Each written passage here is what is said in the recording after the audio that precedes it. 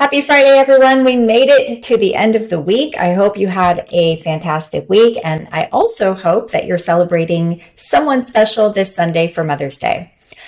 Yesterday, I posted a question on my Instagram story. Here's what I asked. What do you think is the number one question that I ask that has doubled my conversion rate over the last 2 years? Which one do you think it is? So what do you think it is? What caused you to inquire?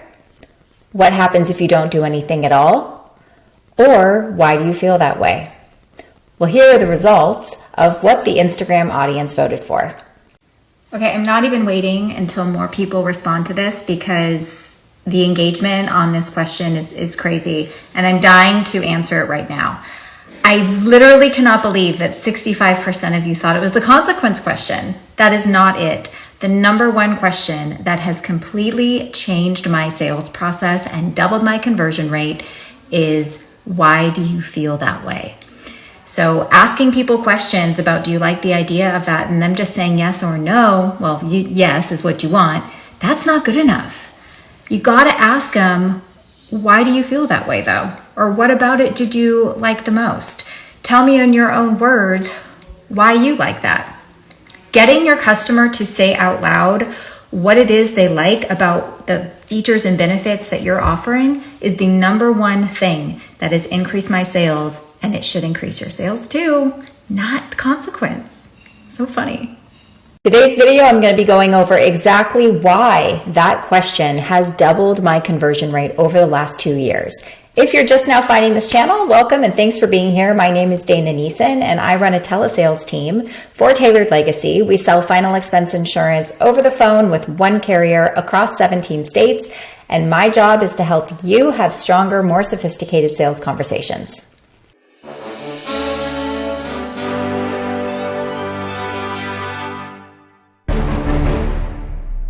Now, I understand why the majority of people picked the consequence question. Have you thought about what would happen if you didn't do anything at all? That is one of my favorite questions on the script, and it does get people to think about the consequences of not putting something in place. As an agent, it also opens up the conversation of whatever their plan B might be. That's important too, right? Have you thought about what would happen? And they say, well, yeah, I guess I'll just let my kids pay for it and figure it out. That's an opportunity for you to then probe more and say, but is that what you want, right? Do you want your kids to have to come out of pocket? And if they say no, well, why not? So look, there's a lot of value in that question. And I don't want you to think that it isn't one that I use constantly and make sure I have my team use constantly. However, that question is only asked once. It's only really asked one time in the whole script in discovery, at least the way that I have my script laid out. The question of why do you feel that way? There's iterations of that question, but it is asked throughout the entire sales process. I'll give you some examples. So I imagine you don't want your insert beneficiary, we'll call them kids. So I imagine you don't want your kids to have to come out of pocket and pay for your final expenses if they didn't have to. Is that right? They say yes. Okay, so your kid's not having to come out of pocket and pay for it. That sounds important to you. Would you mind telling me more about that? Or what's going on with your kids right now that makes you think that they would maybe struggle having to pay for it if they had to? So that is a reiteration of why do you feel that way, right? Getting them to expand on a simple yes or no answer will always, depending on how you ask it, will always open up the door to learn more about your customer. It will also get your customer to tell themselves out loud why they don't want to put their kids in that position. It strengthens the quality of your conversation. Here's another example.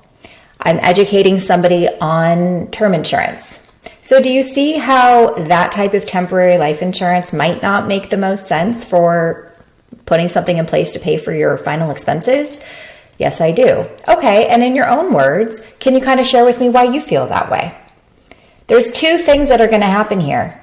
Either one, they're going to correctly explain back to you out loud what they've just learned, why they feel like a temporary policy wouldn't make sense if they outlive it, or they're not going to be able to answer the question because either A, they weren't listening, or B, you did a poor job of explaining it, and now your customer can't say it back to you.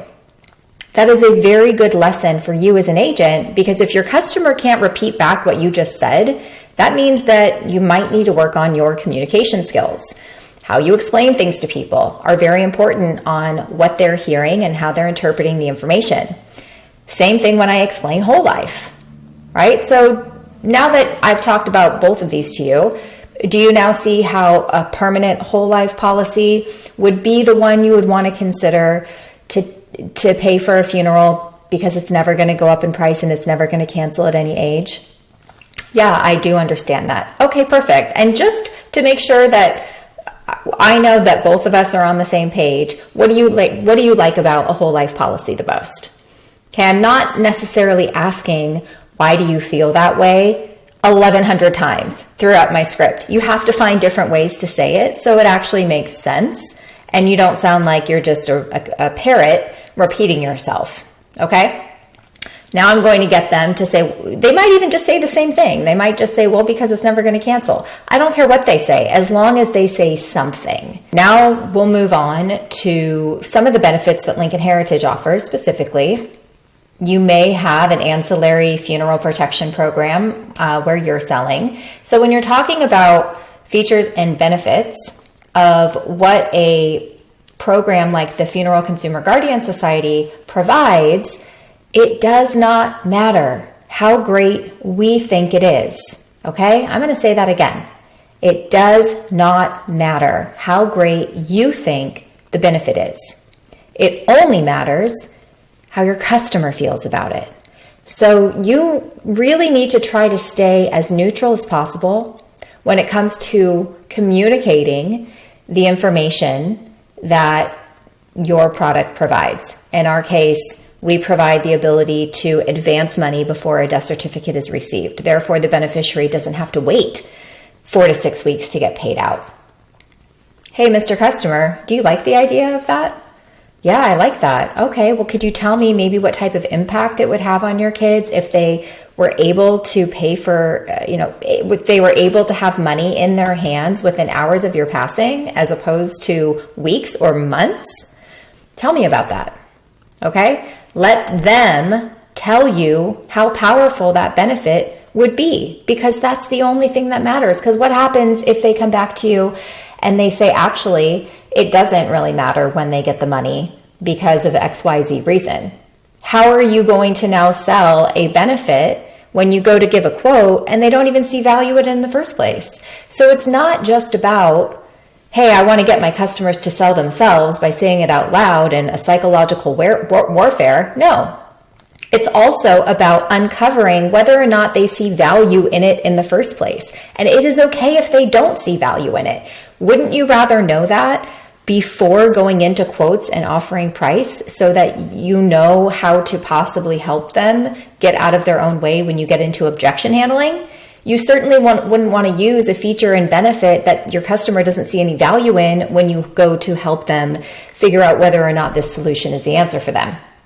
Okay, another benefit that the Funeral Consumer Guardian Society provides is price shopping, looking at contracts, pulling up a database of hundreds of thousands of funeral homes to make sure that they're getting a fair price on whatever it is they're getting quotes for.